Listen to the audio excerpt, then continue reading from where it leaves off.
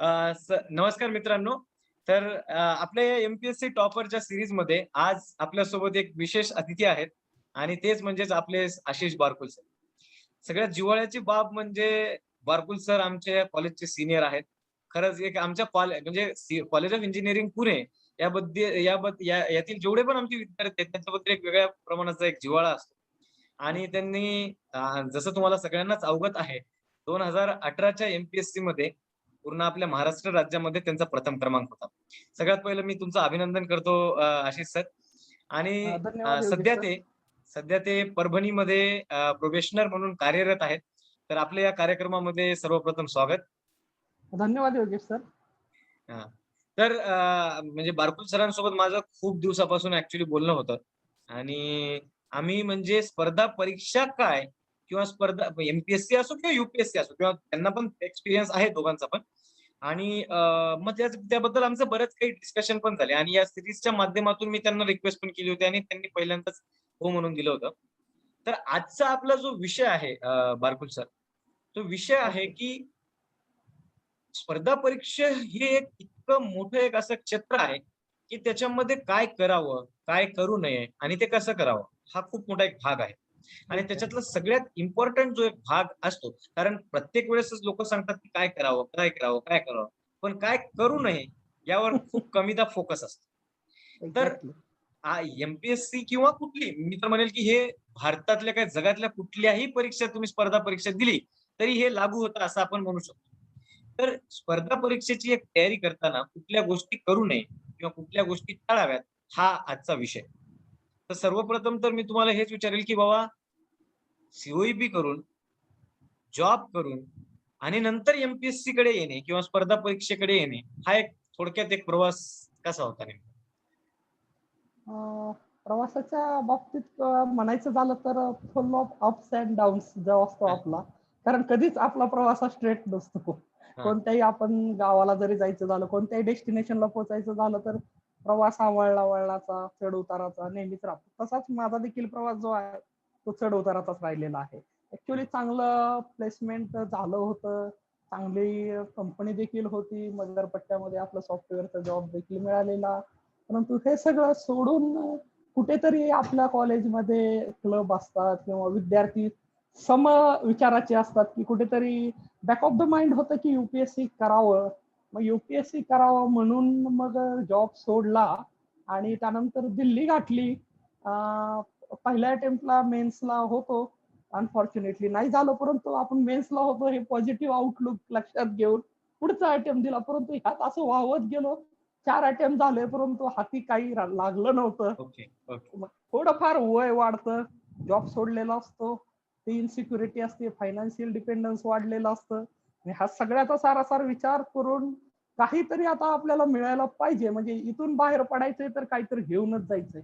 हा मग जो माइंडसेट होता, तो लक्षात घेऊन मग प्लॅन बी काय असतो, तर तो एक्झिक्यूट करायला चालू केलं. हां, एम-पी-एस-सी वाटलं की अभ्यास केलेला आहे, तर एम-पी-एस-सी वळायला हरकत नाही आणि ते डोएबल पण वाटलं का तर यूपीएससीची एक्झाम जी प्रिलिम्सची असायची ती मार्जिनने क्लिअर होत असायचो. मग वाटलं की ही पण ऑब्जेक्टिव्ह ओरिएंटेशन आहे एक्झामचं, तर दिस इज डोएबल फॉर मी. मग त्यानंतर स्विच करायचा निर्णय घेतला आणि इन बिटवीन मी इतर पण एक्झाम पास झालो होतो. बँक पीओ असेल किंवा नाबार्ड इंटरव्ह्यूला वगैरे, त्यात स्टाफ सिलेक्शन. म्हणजे घरच्यांचा कॉन्फिडन्स मिळवण्यासाठी मला वाटलं की ह्या गोष्टी निश्चित महत्वाचे आहेत, की काहीतरी आपला मुलगा करतोय. दरवर्षी एक जॉबचं लेटर घरी जात होतं. पॉझिटिव्ह त्यांना वाटावं, की करतोय काहीतरी. मग त्यानंतर मी एम-पी-एस-सीकडे एक 4 वर्षानंतर वळालो आणि फॉर्च्युनेटली पहिल्या म्हणजे एम-पी-एस-सीचा जेव्हा सीरियस अटेम्प्ट दिला, तेव्हा चीफ ऑफिसर या पदी नियुक्ती झाली वर्ग 2च्या पदी आणि त्यानंतरच डेप्युटी कलेक्टरच्या एक 10 जागा होत्या, तर 20 जागा होत्या टोटल. जर 10 मेलसाठी होत्या, तर मी टार्गेट करायचं ठरवलं आणि फॉर्च्युनेटली सगळ्या गोष्टी जुळून आल्या म्हणायचं. त्यामुळे त्याचा पहिला नंबर येऊ शकला. असा माझा एकंदर प्रवास थोडक्यात होता. नक्कीच. खरंच जसं तुम्ही बोललात, मी नेहमी याला एक साइन कर्व्ह म्हणतो, की ups end downs, ups end downs असं कधीच नसतं, की एकदा तुम्ही निघाले आणि तुम्ही त्या म्हणजे डेस्टिनेशनला पोहोचले. नक्कीच. पण एक रँक 1 जेव्हा येतो, जेव्हा तुम्ही सिंगल डिजिट किंवा पी-डी-एफ जेव्हा ओपन करता आणि पहिलं नाव आपलं दिसतं, तेव्हा ती एक काय फिलिंग असते? म्हणजे फ्रँकली जर बोलायचं झालं तर रिझल्ट यायचे दिवस म्हणजे रिझल्ट येणार आहे हे असे 3-4 दिवस ते आपली धाकधूक चालू असते. आज हां. येणार, उद्या येणार, आज येणार. मग संध्याकाळी असं 7 वाजेपर्यंत चर्चा चालू होती, की आज रिझल्ट येणार आहे, आज येणार आहे. 7 वाजता मी माझा टॅबलेट क्लोज करून टाकला. परंतु मित्राचा फोन आला, की आजच आहे. अरे म्हणलं 7 वाजून गेले आता काही येत नसतो. 7 वाजून 12 का 13 मिनिटांनी त्याचा फक्त एवढाच मेसेज आला, की रिझल्ट आला. मग हां. आणि पीडीएफ पडली होती एका ग्रुपवर. पण मी काय म्हणलं, की मी आता कोणताही ग्रुप बघणार नाही. डायरेक्ट वेबसाईटवर जाणार आणि माझं नाव शोधणार. पण फॉर्च्युनेटली असं झालं, की रिझल्टची पीडीएफच्या ऐवजी एक घोषणा म्हणून येते रिझल्टची. हां. घोषणा आणि रिझल्ट असतो. तर त्या ओके. घोषणा चुकून माझ्याकडून रिझल्टची घोषणा डाउनलोड झाली आणि हां. त्या घोषणेमध्येच माझं नाव दिसलं, की म्हणजे अरे वाह, टॉपरचं वाह, नाव वाह! येतंय. त्यामुळे पहिल्यांदा तरी परत आणखी एकदा कन्फर्म केलं पीडीएफ बरोबरच आपण डाउनलोड केली का? आणि मार्क तर बघायला मिळाले नाहीत.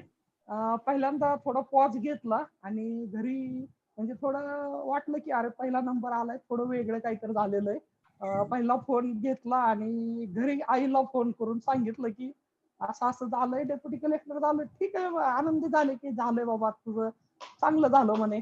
मग थोडं परत पॉज घेतला आणि म्हणलं मी पहिला आलोय महाराष्ट्रात. त्यांनाही काय म्हणजे एकदम म्हणलं असं झटका द्यायच्या ऐवजी थोडं पॉज घेऊन त्यांना सांगितलं. मग त्यांनी थोड्या वेळ काही बोलले नाहीत. मग त्यानंतर म्हणे, "ठीक आहे, देवाला जाऊन पेढे देऊन येतो" म्हणे. मग त्यानंतर जल्लोष चालू झाला. एकदम आनंदाचं वातावरण होतं ते. सगळं म्हणजे थोडा प्रवास मागचा डोळ्यासमोरून आला होता माझ्यासमोर, की अरे मागच्या आपण 4-5 वर्षात काय-काय केलं ते सर्व डोळ्यासमोरून गेलं. त्यानंतर सगळे वाट बघत होते. त्यामुळे त्यांना जॉइन झालो आणि सेलिब्रेशन चालू झालं. असा हे एकंदरीत हे म्हणजे मोमेंट होता. हे एकदम म्हणजे अशी एक घटना म्हणजे वाटते ठीक आहे. म्हणजे आपण पास झालो, ठीक आहे आता जॉबमध्ये पण कार्यरत आहोत. पण तो एक जो क्षण आहे, मला नाही वाटत की म्हणजे तो जो रिझल्टचा दिवस आहे आपण विसरणार. म्हणजे हां, बाबा आपण खरंच काहीतरी झालो असं म्हणून नाही. एक सुटकेचा निश्वास पण त्याच्यामध्ये एवढी वर्ष घातली आणि आज बाबा हे संपलं हे एकदाचं. आता याच्यापुढे काही करायचं नाही. ते खरंच हा दिवस विसरणं थोडंसं अवघड वाटतं मला. निश्चितच. कारण बरं. ते एक रिलीफ असतं, की आता हे परत पुस्तकाकडे बघायचंय का नाही हां, बघायचंय. हां, हां. तेच पुस्तक आता नाही बघायचे आपल्याला. नाही, हा नक्कीच, एक नक्कीच. रिलीफ होता, तो रिलीफ मिळाला त्या दिवशी असं म्हणता येईल. ते आहे. पण याचबरोबर काय होतं, की जसं आता आपण मराठवाड्यातून आहे. तर मराठवाड्यामध्ये आपल्याला माहिती आहे, की मराठवाड्यामध्ये एम्प्लॉयमेंटची समस्या आहे, रोजगाराची समस्या आहे. त्याचबरोबर भरपूर काही इतरही समस्या आहेत आणि त्याच माध्यमातून कुठं ना कुठेतरी भरपूर सारी मुलं ही स्पर्धा परीक्षेकडे वळली. कारणं हं. काहीही असतील.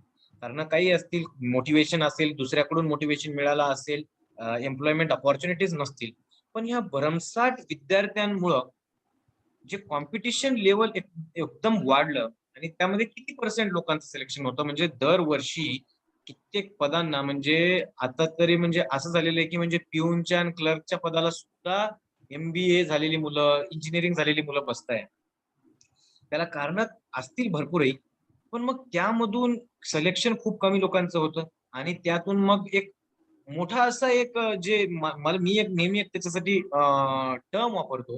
जे आपण डेमोग्राफिक पोटेन्शियल म्हणतोय. त्याचबरोबर एक डेमोग्राफिक डिझास्टर कुठेतरी वळतोय का असं वाटायला लागतं मला.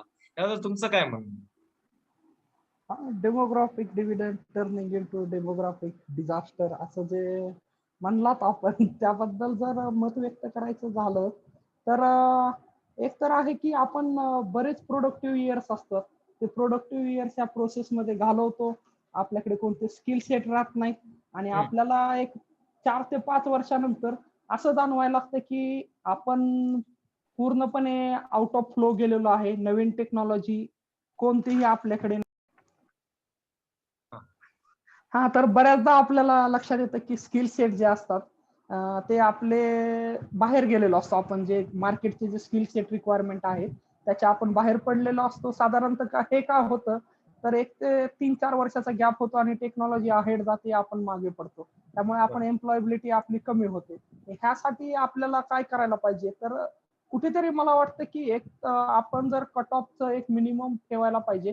कट ऑफ पासून जर आपण एक 10 मार्काच्या प्लस मायनस झोनमध्ये असू, तर हं, आपण निश्चितपणे अटेम्प्ट देण्यात काही हरकत नाही. परंतु हं, कुठेतरी आपण कट ऑफ पासून जर 40, 50 किंवा 100 मार्काच्या जर खाली असू, तर मला वाटतं की आपण कुठला तरी निश्चित स्किल सेट गेन करून परत दुसऱ्या जॉबच्या संधी शोधून त्यानंतर तयारी जर केली तर तो ऑप्शन बेटर राहील, ज्यामुळे जो डेमोग्राफिक डिव्हिडंड आहे तो पण रीप होईल आणि बिलकुल. पोटेन्शियल सर्वांचंच रिअलाइज होईल. असं नाही की स्पर्धा परीक्षेत अपयशी झाला म्हणजे सर्वत्र अपयशी, कारण असे बरेच माझे मित्र पण आहेत की त्यांना हे स्पर्धा परीक्षेचं गणित जमलं नाही, हा, परंतु त्यांच्याकडे मॅनेजरियल स्किल किंवा पीपल हँडलिंग स्किल जे आहे ते खूप छान आहे. म्हणजे ते त्याचं युटिलायझेशन वेगळ्या क्षेत्रात करू शकतात, परंतु एक मनात कुठेतरी त्यांच्या असतं की मी ह्या फील्ड मध्ये आलो होतो, मला काही मिळालं नाही, कुठेतरी युगो किंवा आपलं ओव्हर कॉन्फिडन्स आड येतो आणि आपण ह्यात मग डिप्रेशन हे सायकल तयार होतं निगेटिव्ह, आणि आपली एनर्जी कुठेतरी वेस्ट होते आणि ह्याचा इम्पॅक्ट सर्वांवरच होतो. म्हणजे आपल्या फॅमिलीलाही ते बिलकुल. अडचण होते आणि तेही टेन्शन मध्ये येतात आणि असं काहीतरी होऊन मग एखादं अशी घटना घडते चुकीची, बिलकुल. बिलकुल. असं पण मला वाटतं. हा हा पण त्याचबरोबर जसं आपलं मुख्य टॉपिक आहे, तर त्यासाठी असतं की कुठल्या गोष्टी नाही करायला पाहिजे, सो दॅट की आपलं preparation for the up to the level preparation, ज्याला असं म्हणतो ऑप्टिमम प्रिपरेशन. तर सगळ्यात महत्वाचं येतं की अभ्यास करताना इतकी काही पुस्तकं असतात, दररोज नवीन एक प्रकाशन येतं. मला ह्याचं लॉजिक नाही कळत की भारताचा इतिहास आहे, मध्ययुगीन इतिहास असेल, मॉडर्न इंडियन हिस्ट्री असेल किंवा एन्शियंट असेल, त्याच्यामध्ये नवीन तर काही होणार नाहीये ना. ठीक आहे, मी करंट अफेअर्सचं एखाद्या वेळेस नवीन पुस्तक आलं समजू शकतो, पण याचबरोबर इतकी सारी प्रकाशनं, इतकी सारी त्यांची पुस्तकं, भारताची राज्यघटना एकच आहे. म्हणजे लक्ष्मीकांत सोडून मला तरी आजपर्यंत वाटलं नाही की कुठलं पुस्तक वाचण्याची गरज आहे. तर एवढ्या सगळ्या पुस्तकांपेक्षा माझा नेहमी असा फोकस राहिलेला आहे की एकच पुस्तक 10 वेळेस वाचा, rather than reading 10 books one time. तर याबद्दल तुमचं काय मत? निश्चितच म्हणजे प्रॉब्लेम ऑफ प्लेंटी आपल्याला म्हणता येईल की आज हा, काय झालंय की मार्केटमध्ये काय होतं, आपण लायब्ररीत बसतो किंवा रिडिंग हॉलमध्ये जेव्हा शेजारचा मुलगा एक नवीन पुस्तक बाकड्यावर ठेवतो तेव्हा कुठे ना कुठे विद्यार्थ्याचं मन विचलित होतं, हा, त्याची कुतूहल लागते की हे कोणतं पुस्तक वाचतं, हा पुढे तर जाणार नाही. विनाकारण मग पुस्तकाचा आपला जो आहे त्या एखाद्या विषयासाठी आपल्याला 2च पुस्तकं गरजेचे असतात, पण त्यासाठी आपण 10 पुस्तकं गोळा करतो. मला हा, वाटत नाही 10 पुस्तकं कधी वाचून होतील, आणि वाचूनही झाली तरी त्यातला कंटेंट काय आहे तो आपल्याला रिकॉल होईल. मग हा. त्यापेक्षा असं करायला पाहिजे, म्हणजे हे करू नये असं मला वाटतं की मॅक्सिमम बुक आणि मिनिमम रिडिंग करण्यापेक्षा मिनिमम बुक्स आणि मॅक्सिमम रिव्हिजन, एक्झॅक्टली. त्यामुळेच आपण चूजी राहिलं पाहिजे बुक्स बद्दल. एक हा, हा. स्टँडर्ड पब्लिकेशनचे बुक्स आहेत तेच घेतले पाहिजेत, आणि त्यामधून पण आपण बुक्स संपवण्यापेक्षा रादर दॅन सिलेबस संपवण्याकडे लक्ष दिलं पाहिजे. म्हणजे पुस्तक आलंय बाजारात, घेतलंय ते, दुसरा कोणतरी विद्यार्थी टॉपर सांगतोय, मग त्यातलं आहे तसं पहिली लाईन ते शेवटची लाईन वाचण्यापेक्षा आपण त्यातला आपल्याला कंटेंट जेवढा हवाय तेवढाच घेऊन त्याचंच आपल्याला विश्लेषण करून की एवढाच कंटेंट मला परीक्षेच्या दृष्टीने महत्वाचा आहे, त्यामुळे मी एवढाच वाचणार आहे आणि त्यानंतर जो इतर कंटेंट आहे तो दुसऱ्या बुक मधून मी कव्हर करायचा प्रयत्न करेल. असे माझे 2 ते 3 बेसिक पुस्तकं झाले तर मी त्याच्यावर इनफ आहे. बाजारात कोणतं नवीन आवृत्ती येऊ किंवा त्याची नवीन कोणत्या लेखकाचं पुस्तक येऊ ते मी फॉलो अजिबात करणार नाही. तेवढं आपण ठाम असलं पाहिजे, नाहीतर प्रॉब्लेम ऑफ प्लेंटी होऊन बसतो आणि शेवटच्या क्षणाला मग आपली गडबड होणार आहे. त्यामुळे हे करणं विद्यार्थ्यांनी टाळावं असं माझं मत आहे. बिलकुल, बिलकुल. त्यानंतर दुसरा एक असतो की कित्येकदा असं होतं की आपण परफेक्शन कडे जातो. म्हणजे हो. युपीएससी कडे तरी मला थोडंफार तरी ठीक आहे वाटतं की कारण आन्सर लिहायचं असतं. पण एमपीएससी मध्ये ऑब्जेक्टिव्ह ओरिएंटेड एक्झाम आहे. तर परफेक्शन म्हणजे इतिहास वाचायला लागलो की म्हणजे असं कुठंतरी वाटायला लागतं की मग सगळंच मला आठवायला पाहिजे किंवा सगळंच मला यायला पाहिजे. तर ती एक परीक्षा सोडून आपण कुठंतरी ती पीएचडी करण्याच्या लेवलकडे आणि कित्येक लोक पीएचडी साठी, एमए साठी, एमए कशासाठी ते ऍडमिशन घेतात पण. म्हणजे मला त्याचं म्हणजे माझं असं होतं की युपीएससी करायची, पास व्हायचं आणि पुढे जायचंय. तर याच्याबद्दल एक थोडस तुमचा अनुभव कसा राहिलेला आहे, कारण तुम्ही लायब्ररीमध्ये किंवा इतरही तुम्ही ठिकाणी पाहिलं असेल, तर हे कशा पद्धतीने टाळायला पाहिजे आपण? हा, म्हणजे एक परफेक्शन लेवल गाठायचा प्रयत्न म्हणजे की एखाद्या गोष्टीच्या मायन्यूट ऑफ द मायन्यूट गोष्टीमध्ये जायचा प्रयत्न करणे. म्हणजे हा, आता एखादी घटना आहे, कोणतीही घटना आपण कोणताही एखादा इव्हेंट घेतला तर त्या इव्हेंटच्या एकदम मायन्यूट लेवल पर्यंत जायची गरज नाही. का विद्यार्थी का जातात? का तर एखाद्या परीक्षेमध्ये एखादा प्रश्न आलेला असतो आणि बिलकुल. ते एका प्रश्नासाठी पूर्णपणे की त्याचं समजा एखादे राजे आहेत तर राजांचं कोणतरी दासी आहे, त्या दासीच्या मुलाचं नाव काय, असे प्रश्न म्हणजे विचारलेले आहेत काही परीक्षेमध्ये. मग त्या परीक्षेच्या मध्ये हा प्रश्न विचारला होता म्हणून त्याच्या पाठीमागं लागायचं आणि जे आपल्याला येतं फिक्स, मॉडर्न इंडियाची थोडक्यात जर क्रोनॉलॉजी केली तर 3 ते 4 मार्क मिळणार आहेत. ते करायचे सोडून आपण ते एका मार्कासाठी आपण पीएचडी करायला बघतो. तो इव्हेंट पूर्णपणे त्यातले बारीक बारीक बारीक मुद्दे करायला बघतो आणि कुठेतरी आपलं मग ते कॉस्ट टू बेनिफिट जे असतं ते कमी होऊन जातं आणि आपला जो वेळ आहे तो अनप्रोडक्टिव्ह गोष्टीवर जास्त आणि प्रोडक्टिव्ह गोष्टीवर कमी. त्याच्यामुळेच कुठेतरी मला वाटतं की रँक मध्ये फरक पडतो आणि आपले कुठेतरी मग अभ्यासाची दिशा जी आहे ती दिशाच कम्प्लिटली बदलून जाते. त्यामुळे विद्यार्थ्यांनी कसं आहे, ऑब्जेक्टिव्ह परीक्षेचं ओरिएंटेशन आहे, उत्तर आपल्या समोरच आहे. त्यामुळे स्ट्रॅटेजीज अशा डेव्हलप केल्या पाहिजेत की इलिमिनेशन टेक्निक्स किंवा आपण जे वाचलं त्याच्या बेसिसवर हे कसं मला सॉल्व्ह होणार आहे त्याच्याकडे जास्तीत जास्त फोकस केला पाहिजे की रादर दॅन गेनिंग सगळं कंटेंट गोळा करायचं, ते रिकॉल करायचं. ह्युमनली म्हणजे मला तरी इम्पॉसिबल वाटतं सगळं कंटेंट सगळं गोळा करून ते रिकॉल करणं. का तर सगळीकडे average plus average plus average plus जरी परफॉर्मन्स राहिला तरी कुठेतरी आपण टॉप 10-20 मध्ये तरी येऊ शकतो, असं माझी धारणा आहे. त्यामुळे परफेक्शन कडे जास्तीत जास्त जाण्याचं टाळावं. एक ओव्हरऑल आयडिया, त्याचे इम्पॅक्ट काय होते, त्याचे कॉजेस काय होते, आणि तो इव्हेंट अशा पद्धतीने केलं करत राहिलं आणि थोडेफार पर्सनॅलिटीज आहेत त्या पर्सनॅलिटीज थोडक्यात एक त्यांचं काय एखादा मेजर इव्हेंट आहे त्यांचं बुक कोणतं असेल तर बुक वगैरे, त्यांचा छंद काय होता, असं एवढं थोडक्यात जर आपण आटोपलं तर आपल्याला निश्चितपणे याचा फायदा होईल. वेळ पण वाचेल आणि प्रोडक्टिव्ह अभ्यास पण जास्तीत जास्त होईल. नक्कीच सगळ्यात इम्पॉर्टंट विषय हाच आहे की कसं कमीत कमी वेळामध्ये जास्तीत जास्त अभ्यास करायला पाहिजे. पण या परफेक्शन म्हणून दुसरी एक गोष्ट उद्भवते ती म्हणजे चाय पे चर्चा. चाय पे चर्चा हा एक असा विषय आहे, मी स्वतःला लकी समजतो की मी लायब्ररीमध्ये अभ्यास नाही केला. मी लायब्ररीमध्ये अभ्यास नाही केला, so I was not part of दो चाय पे चर्चा. पण असं होतं की मग लायब्ररीमध्ये असल्यानंतर तो एक 5 ते 5:30चा एक ब्रेक फिक्स असतो किंवा लंच ब्रेक फिक्स असतो आणि मग तिकडे माहिती असतं की त्या सदाशिव पेठेमध्ये जायचंय आपल्याला, त्या टपरीवर चाय प्यायची आहे, तिकडे समोसा खायचा आहे किंवा पोहे खायचे आणि त्याच्यामधून जे समजा कुठली पॉलिसी असेल किंवा मग या सरकारची पॉलिसी ही आहे किंवा मग या राज्याची पॉलिसी ही आहे किंवा सेंट्रल गव्हर्नमेंटचं ही आहे आणि त्यातल्या त्यात जर इलेक्शन आले तर विषयच सोडा. मग या सगळ्या म्हणजे याच्यामध्ये तर मला तर काही वाटत नाही याच्यातल्या परीक्षेला काय येतं. याच्यापासून माणसाने सावध कसं राहायला पाहिजे आणि स्वतःला या कंट्रोल कसं करायला पाहिजे, याच्यापासून लांब कसं राहायला पाहिजे. तर चाय पे चर्चा आपण जो मुद्दा मांडला तो बऱ्याच जणांच्या जिव्हाळ्याचा प्रश्न आहे. तर चाय पे चर्चा जे सदाशिव पेठेत जे चाय पे चर्चा होतात ते कोणासोबत आपण करतो आणि कशा पद्धतीने करतो यावरही बऱ्याच काही गोष्टी अवलंबून आहेत.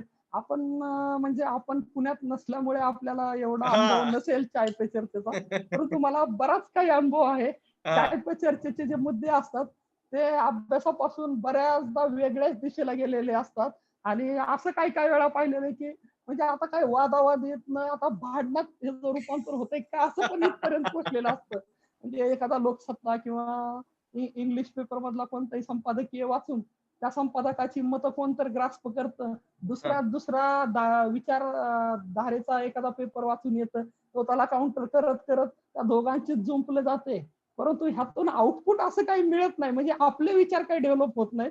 तर त्या संपादकांचे विचार दुसऱ्यावर लादायचा प्रयत्न होतो. एनर्जी पण वाया जाते, वेळ पण वाया जातो, रिलेशन पण खराब होतात उगं विनाकारण भांडल्यामुळे.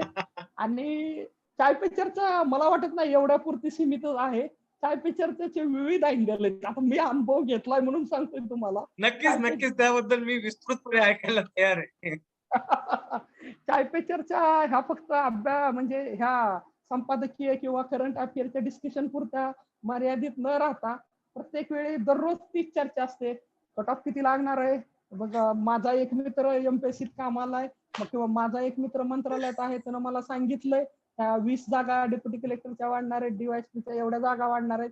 म्हणजे अभ्यास बाजूला राहतो, विषय तिसरीकडेच जातो. किंवा सदाशिव पेठेत काय घडतं अख्ख्या पेठेत म्हणजे त्या एरियामध्ये याच्यावरही चर्चा होते. कोण कितीला येतं, कोण काय करतं, कोण कुठल्या लायब्ररीत कुठे बसलंय, कुणी लायब्ररी सोडली, कुणी नवीन जॉईन केली, म्हणजे ह्या सगळ्या गोष्टी आहेत. तुम्हाला वाटलंच म्हणजे सुमित तुमचे बॅचमेट आहेत. हा. मला तर सुमितला विचारावं लागेल. हा, सुमित आणि आम्हाला चांगले अनुभव आहेत चाय पे चर्चेचे. त्यामुळे मला वाटतं की विषयांतर होत असेल तर चाय पे चर्चा जी आहे चाय पुरतीच मर्यादित राहावी. चाय घेतला 10-15 मिनिटाचा रिलॅक्स होण्यासाठी जो टाइम असतो त्यानंतर आपल्या आपल्या अभ्यासाला लागलेलं कधी बेटर राहील. नाही तर काय होतं, 5चा ब्रेक होतो आणि डायरेक्ट आपण 8:30-9ला लायब्ररीतनं दप्तर घेऊन मेसला जेवायला जाऊन झोपायचा कार्यक्रम होतो. आणि हे होतं, बऱ्याचदा होतं आणि अजूनही घडतं. त्यामुळे चाय पे चर्चा थोड्या सीमित केलेल्याच बेटर राहील. पण याच्यापासून दूर कसं राहायला पाहिजे? म्हणजे लिमिटेड कसं राहायला पाहिजे? किंवा आपल्याला कधी भान यायला पाहिजे, की नाही मी आता हे सोडून माझ्या अभ्यासाकडे जायला पाहिजे. हे कंट्रोल कसं करायला पाहिजे? कंट्रोल करायचं एवढंच आहे, की फक्त लक्षात ठेवायचं, की स्पर्धा किती आहे आणि आपल्या अंतिम परीक्षेला वेळ किती राहिलेला आहे बाबा. हां, मेन्ससाठी हां, 1च महिना राहिलाय. तर हां. आपल्या आपोआप लक्षात येतं, की मेन्ससाठी 1च महिना आहे. 2 तास ह्या विद्यार्थ्यासमोर मी वाया घालवून मला ह्यातनं काही 2 मार्क पण नाहीत मिळणार. त्यामुळे मी लवकरात लवकर हे टाळलं पाहिजे. एक 10 मिनिटात माझा झाला चहा, की मी माझ्या जागेवर जाऊन बसणार. भले ते तिकडं भांडू वगैरे काय करायचं ते करू. नेहमी लक्षात ठेवायचं आपली अंतिम परीक्षा कधी आहे आणि आपल्याला वेळ किती बाकी आहे आणि आपली कॉम्पिटिशन किती आहे. म्हणजे सीरियस कॅन्डिडेट्स आपल्या सोबतचे अभ्यास करत आहेत, पोस्ट होल्डर्स आहेत, की जे पोस्ट अपग्रेडसाठी प्रयत्न करत आहेत. ह्यांच्या तुलनेत आपण वेळ वाया घालवतोय का? हा कुठेतरी मनाला प्रश्न विचारला, की आपोआप जाणीव होईल, की आपण कुठेतरी भरकटत चाललेलो आहे. त्यामुळे आपल्याला परत जाऊन आपल्या सीटवर जाऊन अभ्यास करणं गरजेचं आहे. नक्कीच. साधारण ती गोष्ट लक्षात ठेवली, तर आपोआप माणूस त्यातून बाहेर पडतो आणि लगेच म्हणतो, "चला मी निघतो, तुमच्या गप्पा चालू द्या आणि कंटिन्यू युअर टॉक्स." नक्कीच. पण याबरोबर एक आणखीन एक माझा म्हणजे नेहमी एक इश्यू आणखीन एक राहिलेला आहे. बाबत पण मी अनुभवलेलं आहे, की लोकांना दुसऱ्याच्या नोट्स, दुसऱ्याने काय वाचलंय, की त्यांनी कसं म्हणजे ठीक आहे म्हणजे यू शुड नो, की समजा तुम्ही मला विचारता, की मी नोट्स कशा बनवल्या किंवा माझ्या नोट्स तुम्ही सॅम्पल म्हणून बघताय, की म्हणजे कशा बनवल्या. It's okay. पण जेव्हा मी एखादी गोष्ट लिहितो, की माझा 4-4 वेळेस मी वाचल्यानंतर मी कधी-कधी नोट्स बनवतो आणि खूप माझ्याविषयी म्हणजे माझ्या पर्सनल नोट्स बनवतो. तर ते मलाच कळत असतात कित्येक वेळेस. तर कित्येक वेळेस लोकं दुसऱ्याच्या नोट्सवर डिपेंडंट राहतात. तर हे तुम्हाला कितपत योग्य वाटतं? आणि म्हणजे हे कसं चुकीचं आहे? आणि हे कसं टाळायला पाहिजे? याबाबत काय सांगणार तुम्ही? बेसिकली आपण जे नोट्स मेकिंग करतो, ते नोट्स मेकिंगचा पर्पज काय असतो, की हं, आपल्याला विषय जो कळलेला आहे, तो समरी रूपात आपण तिथे मांडायचा प्रयत्न केलेला असतो. हं, जेणेकरून आपल्या रिव्हिजनच्या पर्स्पेक्टिव्हने तो आपल्याला सोपा जाईल असा. हं, परंतु विद्यार्थी काय करतात, की टॉपर्सने ह्या नोट्स काढल्यात, म्हणजे हं. ते सर्व मान्य करून टाकतात, की ह्याने अशा नोट्स काढल्यात, म्हणजे नोट्स काढण्याची ही एकमेवच पद्धत आहे. हां, परंतु असं काहीही नाहीये. आपल्याला जेवढं समजतं, आपल्याला जसं समजलंय ते आपण नोट्सद्वारे मांडत असतो. त्यामुळे मला तर असं वाटतं, की दुसऱ्याच्या नोट्सवर विसंबून राहूच नये. आपण फक्त त्याच्याकडून विचारून घ्यावं, की तुझा ह्या अशा पद्धतीने नोट्स काढण्याचा पर्पज काय होता आणि हां, तुम्ही कोणत्या गोष्टीसाठी अशा नोट्स काढल्या. सपोज हं, आता ॲक्ट्स आहेत एम-पी-एस-सीमध्ये. तर ॲक्ट्सच्या नोट्स काढताना मी फक्त सेक्शन मेन्शन केले होते. का तर हं. ते मला मेमोराईज करायला कठीण जात होतं म्हणून मी केलं. परंतु काही जण असे आहेत, की ते पूर्णच्या पूर्ण ॲक्टच ॲज इट इज लिहून काढतात किंवा तो सेक्शनला त्याच्या बरोबर ते डिटेल्स वगैरे लिहितात. ही प्रत्येकाची काढण्याची स्टाईल आहे. मला तेवढं सोपं का गेलं? तर मला ते समजत नव्हतं किंवा रिवाईज करायला वेळ लागत होता म्हणून मी ते ॲक्टचे फक्त सेक्शन लिहून काढले इम्पोर्टंट. हे जर नोट्स मी दुसऱ्याला जर वाचायला दिल्या, तर त्याला ते समजणार नाहीये. त्यामुळे प्रत्येकानं फक्त विचारून घ्यावं, की टॉपर्स किंवा जे कोणी सक्सेसफुल कॅन्डिडेट आहेत त्यांना, की तुम्ही नोट्स काढायची पद्धती काय होती आणि त्याचा पर्पज काय होता? तर तुम्ही ह्या पद्धतीने का काढल्या, की जेणेकरून तुम्हाला कसा फायदा झाला? मग आपण त्यानुसार आपले नोट्स काढण्याची पद्धती डेव्हलप केली पाहिजे आणि साधारणतः दुसऱ्याच्या नोट्सवर विसंबून राहू नये असं माझं मत आहे. बिलकुल. आणि मग इथे आणखीन एक याबद्दलच आणखीन एक काय होतं, की नोट्सवरून आणखीन एक इम्पोर्टंट विषय येतो तो म्हणजे न्यूजपेपरचा. कारण मग कित्येक वेळेस नोट्स लोकांना हा पण प्रश्न असतो, की करंट अफेअर्सच्या नोट्स कशा बनवायच्या? आणि यातून एक दुसरं एक मिथक असतं, की करंट अफेअर्स म्हणजेच एम-पी-एस-सी का? किंवा यू-पी-एस-सी का? किंवा करंट अफेअर्सला कितपत इम्पोर्टन्स द्यायचं? किंवा न्यूजपेपर कित्येक लोकं 4-4, 5-5 घंटे फक्त आणि फक्त न्यूजपेपर वाचण्यातच घालतात. तर न्यूजपेपरला किती इम्पोर्टन्स द्यायला पाहिजे? आणि त्याचं कसं कव्हरेज करायला पाहिजे? याबाबत तुमचं काय मत आहे? हां, साधारणतः आपण जी गोष्ट सांगितली ती कित्येकदा खरी आहे, की न्यूजपेपरवर एक 4 ते 5 तास किंवा एक न्यूजपेपर म्हणजेच अभ्यास असं काही जणांचं तर समीकरण असं दिसून येतो. परंतु विद्यार्थी मित्रांना माझे असं म्हणजे म्हणणं आहे, की न्यूजपेपरचा यूज आपण सिलेबसला कसं आपल्याला लिंकेज करता येईल, या पद्धतीने करायला हवा. म्हणजे एखादा आता कॉन्स्टिट्यूशनल अमेंडमेंट संबंधी जर चर्चा चालू असेल, तर ती आपल्या सिलेबसला पॉलिटी पेपर 2 ला महत्वाची आहे. तर हे कनेक्शन जोडायला आलं पाहिजे. म्हणजे साधारणतः माझं असं मत आहे, न्यूजपेपर वाचताना आपण एकतर टाइम लिमिट ठेवलं पाहिजे, एक 2 तास 3 तास मला वाटत नाही दिस इज म्हणजे रास्त आहे हे 2 ते 3 तास देणं. एक अर्धा पाऊण तास दिला पाहिजे. त्यामध्ये पण कव्हरेज कसं केलं पाहिजे, तर जे करंटचे आता समजा इकॉनॉमी रिलेटेड आरबीआयने काहीतरी मॉनिटरी पॉलिसीमध्ये चेंजेस केलेले आहेत, तर तेवढं फक्त मॉनिटरी पॉलिसी काय आहे, त्यात आत्ताची कशी आहे आणि आता रिसेंटली चेंजेस काय आणलेले आहेत. सपोज किंवा पॉलिटी आहे, तर आपला जो सिलेबसचा पार्ट आहे त्याला कसं लिंक करता येते, तेवढ्याच न्यूज वाचणं गरजेचं आहे. मग त्या पॉलिटिकल इंडियन पॉलिटी रिलेटेड असतील किंवा सोसायटी रिलेटेड आपलं असतील किंवा एन्व्हायरमेंट रिलेटेड आणि त्या रिलेटेड असतील, तर हे जे सेक्शन्स आहेत, एक सेक्शन्स बनवले पाहिजेत जे आपल्या परीक्षेला विचारले जातात आणि त्या सेक्शनच्या अनुषंगाने त्या न्यूज कव्हरेज केल्या पाहिजेत आणि साधारण अर्धा ते पाऊण तासात ही ऍक्टिव्हिटी संपली पाहिजे आणि संपादकीयवर जास्तीत जास्त म्हणजे एवढा भर न देता फक्त थोडक्यात काय म्हणायचं ह्याचा सारांश जर घेतला तर ते निश्चित फायद्याचं होतं. अशा पद्धतीने न्यूजपेपर कव्हर करू शकता. आणि बाकी आहे ते करंट अफेअर्स साठी आपण जे आहे ते मॅगझिनचा देखील आपण योग्य वापर केला तरी फायद्याचं ठरतं.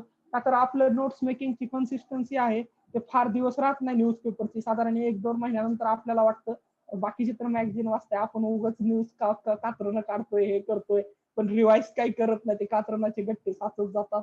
मग त्यामुळे माझं तर होतं की न्यूजपेपर वाचायचा, बट कव्हरेज जे आहे रिव्हिजन ते मॅगझिन मधून करायचं. म्हणजे आपलं काही मिस झालेलं असतं न्यूजपेपर मध्ये रिडिंग मध्ये ते मॅगझिन मधून कव्हर होतं. आणि असे चांगले मॅगझिन उपलब्ध आहेत. पृथ्वी परिक्रमा असेल किंवा युनिकचा असेल, कोणताही दोन्हीपैकी एक वापरू शकता चांगलं मॅगझिन. अशा रीतीने करंट अफेअर्स कव्हर करू शकता. ज्या आणखीन एक मुख्य काही गोष्टी आपण टाळायच्या म्हणतो, त्यात एक सगळ्यात महत्वाची गोष्ट सगळ्यात समोर येते ती म्हणजे सोशल मीडिया. कारण सोशल मीडिया असं एक व्यसन आहे, की ज्याच्यामध्ये तुम्ही म्हणजे 5 मिनिटाच्या ब्रेकला कसं तुम्ही त्या 5 तासाचा ब्रेक तुम्ही करू शकता. त्यामध्ये म्हणजे खरंच म्हणजे कुठल्या कुठं जाईल. कारण मग तुम्ही एक 5 मिनिटाचा मी एक एखादा व्हिडिओ पाहतो आणि मग तुम्ही मग ते इन्स्पिरेशनल व्हिडिओ बघता आणि आपल्याला माहिती आहे इन्स्पिरेशनल व्हिडिओच्या लिंक कशा येतात, की मी 10वी फेल झालो आणि बनलो कलेक्टर किंवा 10वी फेल झालो आणि बनलो कसा जिल्हाधिकारी किंवा आय-पी-एस बनलो बाबा, हे बनलो, बाबा ते बनलो. असे एकदम मोटिव्हेशनल व्हिडिओ म्हणजे मोटिव्हेशन अशा पद्धतीचं का लागतं? खरंच मला एक नेहमी प्रश्न पडतो हा. पण एक इन जनरल पण सोशल मीडिया ठीक आहे, टेलिग्रामचा कितपत एक थोड्या प्रमाणामध्ये उपयोग आहे. पण इतर सोशल मीडियाला कसं आपण टाळायला पाहिजे? याच्याबद्दल म्हणजे तुम्ही कसं टाळलं आणि विद्यार्थ्यांनी पण याच्यापासून कसं लांब राहायला पाहिजे? याबद्दल तुम्ही काय सांगणार? साधारणतः असं होतं की आपण बऱ्याचदा बघतो की बरेच ऍस्पायरंट जे असतात ते आज इंस्टाग्राम असेल किंवा इतर वेगवेगळे माध्यम आहेत सोशल मीडियाचे, त्या सर्वांना जॉईन आहेत आणि त्यांचा एकच प्रश्न असतो की तुम्हाला पर्क्स काय मिळतात, फॅसिलिटीज काय मिळतात. असे बरेच म्हणजे विद्यार्थ्यांचे म्हणजे मोटिवेशन यायचं तेच असेल बहुधा काही जणांचं, तर ते असे विचारत राहत असतात. परंतु असं माझं म्हणणं आहे की आपला जो प्रिपरेशनचा काळ असतो त्यामध्ये जास्तीत जास्त टॉपर्सला फॉलो करण्यापेक्षा त्यांच्याकडून आपल्याला जेवढं घ्यायचंय तेवढं करून आपण ते बंद करून ठेवलं किंवा त्याला डिऍक्टिव्हेट करून किंवा एक 15 दिवसातनं एकदा, आठवड्यातनं एकदा जरी ओपन करून पाहिलं आपल्याला काय अपडेट्स घ्यायचे तेवढे. कारण विद्यार्थी मित्रांनो की फेसबुक किंवा Instagramद्वारे अभ्यास होतो असं नाहीये, कारण त्याच्यावर असं काही प्रोडक्टिव्ह कंटेंट आपल्याला मिळत नाही. आपल्याला सोशल मीडियाचा वापर करायचा तर टेलिग्रामचा वापर करू शकतो. त्यात पण एवढे चॅनल भरमसाठ झालेले आहेत की कोणतं जॉईन करायचं आणि कोणतं नाही हे पण आपल्याला कळलं पाहिजे. कारण असे चॅनल झालेले आहे, एमपीएससी सर्च केलं तर आपल्याला एवढी लिस्ट दिसते आणि त्यामध्ये एवढा पीडीएफचा भडीमार झालेला असतो किंवा करंट अफेअरचा भडीमार झालेला असतो. त्यामुळे थोडं चूजी राहिलं पाहिजे आणि सिलेक्टिव्ह जे आपल्याला महत्वाचे आहेत तेवढेच 3 ते 4 चॅनल जॉईन करा, ज्याच्यावर आपल्याला प्रोडक्टिव्ह कंटेंट मिळेल, ज्यातून आपल्या म्हणजे मार्क्समध्ये इम्प्रुव्हमेंट व्हायचे चान्सेस आहेत. अशाच गोष्टीसाठी फक्त सोशल मीडिया वापरला पाहिजे आणि मला तर वाटतं परीक्षेच्या काळात तरी 1 महिना आधी किंवा फेसबुक किंवा इतर ऍक्टिव्हिटी बंदच केलेल्या बेटर राहतील. आणि मी ते फॉलो केलं तर माझ्या ज्या अटेम्प्टला सिलेक्शन झालं त्या अटेम्प्टला मी साधारण 1.5-2 महिना पूर्णपणे आयसोलेशन म्हणजे सोशल मीडिया पासून आयसोलेशन होतं आणि बाकी मित्रांमध्ये वगैरे आपल्याला जी सोशल मीडियाची जी आपली गरज आहे ती पूर्ण होत होती. म्हणजे आपल्या ज्या इमोशन व्यक्त करायचे किंवा शेअर करायचे ते आपले मित्र असतात. मित्रांसोबत ऑफलाईन आपण शेअर करू शकतो. ऑनलाईन राहायची तेवढी काही फार गरज नाही आणि कंटेंट पण तेवढा काही जास्त मिळत नाही प्रोडक्टिव्ह. आ- साधारण ह्या आता गोष्टी केल्या पाहिजेत. त्याच्याबद्दल आता शेवटचा एक क्वेश्चन आहे. जर तुम्ही मित्रांचं बोलले, पुण्यामध्ये मी न येण्याचं आणखीन एक कारण असं होतं, की पुण्यामध्ये माझे भरपूर मित्रवर्ग होता माझा. तर पुण्यामध्ये जेव्हा मित्रवर्ग होता, तर मग ते आपण मित्रांसोबत राहिलं, की कुठेतरी आपल्या घरी असं असतं, की आपण सगळे जॉइंट फॅमिलीमधून येतो. जॉइंट फॅमिलीमध्ये असं असतं, की याचं बारसं आहे बाबा, त्याचं साखरपुडा आहे, त्याचं लग्न आहे, मामाच्या मुलीचं लग्न आहे, याच्या काकाच्या पोराचं लग्न आहे. हे सगळे कार्यक्रम. मग त्याचबरोबर आपल्या मित्राचे वाढदिवस असतात, पार्टी असते, हे असते आणि ते असते. ह्या सगळ्यामध्ये काय होतं, सगळ्यात महत्त्वाची बाब काय तुटते ती म्हणजे कन्सिस्टन्सी. कारण अभ्यास काय असतो, की over a period of time होत असतो आणि ती जर कन्सिस्टन्सी ब्रेक झाली, तर कुठे ना कुठेतरी नक्कीच समस्या होत असते. तर ते कसं एक टाळायला पाहिजे किंवा तुम्ही पुण्यात राहून कसं टाळायचे? कारण एम-पी-एस-सीचं प्रिपरेशन निश्चितच. पुण्यातूनच होणार, तर ते कसं टाळायला कसं टाळता येईल? निश्चितच आपलं कसं होतं, की एवढे बॉन्ड तयार झालेले असतात. एज्युकेशन पुण्यात झालेलं असतं. आपले मित्र कंपनी पुण्यातच कामाला असतात. मग कुठे ना कुठे आपल्याला कॉल येतो, आपल्याला अटेंड करतो. आउटिंगला चल रे, पार्टीला चल रे, इकडे चल, ट्रेकिंगला चल, हे कर. मग आपण त्या बाबतीत प्रॅक्टिकल राहिलं पाहिजे, की नाही बाबा तुमचं आता लाईफ सेट आहे. तुम्हाला इथे जॉब करायचं you are set for the life आणि तुम्ही आता एन्जॉयमेंटसाठी वीकेंड वगैरे स्पेंड करू शकता. परंतु आपल्या बाबतीत तसं नाही. त्यामुळे थोडं त्याला वाईट वाटलं तर चालेल, पण त्याला आपण स्पष्टपणे जे आहे ते सांगितलं पाहिजे आणि तो जर आपला म्हणजे असतो आपला खरा मित्र असेल तर तो समजावून घेतो. ठीक आहे बाबा तुला पार्टीला यायला नाही जमलं, तुला एखादा फंक्शन अटेंड करायला नाही जमला. माझी ही परीक्षा आहे बाबा, माझं हे असं-असं आहे आणि माझा 1 दिवस जरी आपण केला, तर त्याच्या मागचे 2 दिवस आणि त्याच्यानंतरचे 2 दिवस असे एकूण 4 ते 5 दिवसाचा आपला लॉस होत असतो. त्यामुळे त्याला स्पष्ट शब्दात जर सांगितलं तर तो निश्चितपणे ऐकून घेतो आणि त्याचबरोबर कॉल्स जे असतात, इम्पॉर्टंट कॉल अटेंड करा. बाकीचे जे फ्रेंड्सचे कॉल आहेत ते संध्याकाळी एक विशिष्ट वेळ द्या. 9 नंतर, 10 नंतर संध्याकाळी जर त्यांचे कॉल रिसीव्ह केले, त्यांना आपल्या गोष्टी ज्या आहेत ते व्यवस्थित समजावून सांगितल्या, ते निश्चित ऐकतात. आणि जर कधी वाटलंच तुम्हाला, की ह्या परीक्षेच्या फ्लोमध्ये मला मोनोटोनी आलेली आहे किंवा मला आता बोर झालेला आहे किंवा डिप्रेशन येत आहे, तर निश्चितपणे अशा मित्रांना फोन करा, की जे रेग्युलर आउटिंग करतायत किंवा रेग्युलर पार्टी करतायत. मग त्यांना फोन करून आपली रिफ्रेशमेंट होण्यासाठी त्यांना अवश्य फोन करा आणि सांगा, की "बाबांनो मी येतोय रे उद्या, तयार राहा, आपण फिरायला जाऊ." आपण पण फ्रेश होतो, त्यांना पण आल्याचं समाधान वाटतं, की ह्यानं आपल्याला टाळलं नाही. येतो, कधी येतो म्हणजे आपल्याला म्हणजे कधी-कधी हे लावतो, म्हणजे की ठीक आहे टाळतो आपल्याला, पण कधीतरी महिन्यातनं एकदा का होईना आपल्यासोबत असतो. नक्कीच. मैत्रीचाही धागा नक्की राहतो आणि आपलाही कुठेतरी प्रॅक्टिकल जो पर्पज आहे, तो प्रॅक्टिकल पर्पज देखील सर्व्ह होतो आणि म्युच्युअल दोघांचाही फायदा आहे ह्यात असं मला वाटतं. त्यामुळे असा अप्रोच ठेवला तर सगळं रिलेशन बी चांगलं राहतं आणि आपल्यालाही बरं वाटतं. By the way I learn this is a innovative approach. बरं मी हे विचार नव्हता केला, की हां, खरंच ते तर अवेलेबल असतात ना. म्हणजे त्यांना तर हां, आपण म्हणू शकतो, की बाबा याही वीकेंडला तुमची पार्टी असेलच. मी या मी येतो. वीकेंडला येतो. तर म्हणजे ते आपला पण पर्पज सर्व्ह होतो आणि त्यांनाही कुठेतरी बरं वाटतं बाबा नाही, हा टाळत येतो नाही, हा. हा अभ्यास करतो. त्याच्या वेळेप्रमाणे कधीतरी येतो पण. नक्कीच, निश्चितच. नक्कीच. तर खरंच ह्या सगळ्या ज्या गोष्टी आजच्या डिस्कशन मधून चर्चा झाल्या. एक म्हणजे अ, माझी धारणा हीच आहे, की हसत-खेळत कुठेतरी याच्यामधून काहीतरी बोध घ्यायला पाहिजे. जेवढे पण आपले नवीन मित्र येतात, स्पर्धा परीक्षा एक असा एक महासागर आहे, की खरंच म्हणजे प्रिपरेशन करायला काही हरकत नाही किंवा या संधी ज्या आहेत, या काही म्हणजे आम्ही असं नाही म्हणत आहे, की कोणी प्रिपरेशन नाही करायला पाहिजे किंवा सर्व्हिसेस जॉइन नाही करायला पाहिजे. तुम्ही ठरवलं असेल, तुम्ही खरंच अभ्यास करणार असाल, तर चांगलं क्षेत्र हे पण एक आहे. पण हे करताना असं व्हायला नको, की आपला पर्पज काहीतरी एक आणि आपण करतो काहीतरी वेगळंच आहे. तर त्याच्यासाठी हे एक मिस्टेक आपण टाळला. तर शेवटी जाण्यापूर्वी आपले जे तरुण मित्र जे कोणी प्रिपरेशन करतील त्यासाठी एक काय आपण संदेश देणार? संदेश वगैरे असं म्हणता येईल नाही, एक आपुलकीचा सल्ला म्हणता येईल. ते तर नाही मी आपण असं कुठेतरी ते एक असं इंटरव्ह्यूवर टाइपमध्ये टर्न होतोय मी सध्या आता. Okay, okay. तर असं म्हणता येईल, की म्हणजे सगळ्यात मोठी म्हणजे डिफिकल्ट एक्झाम असेल तर ती कोणती आहे? तर आपल्या जीवनाची परीक्षा आहे.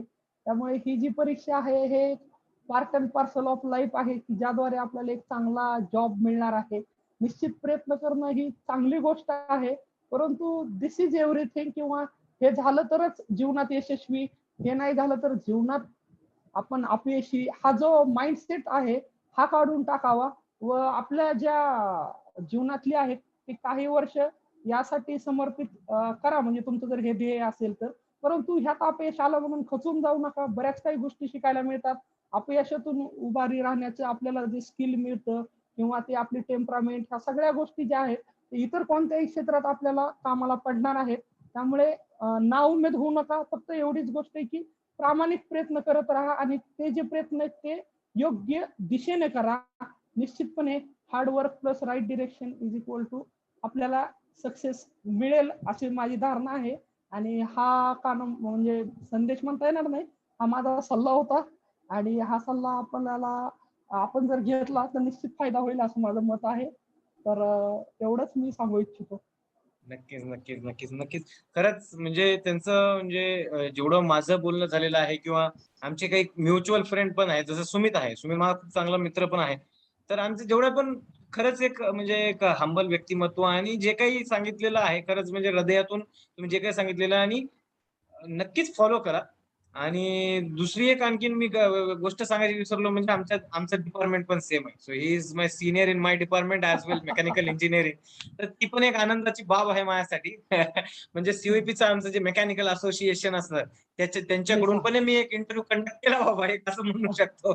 निश्चितच, निश्चितच. तर हो. सर तुमचा खरंच वेळातला वेळ काढून आमच्या विद्यार्थ्यांसाठी तुम्ही खरंच एक वेळ दिला. त्याबद्दल मी आपला आभारी आहे.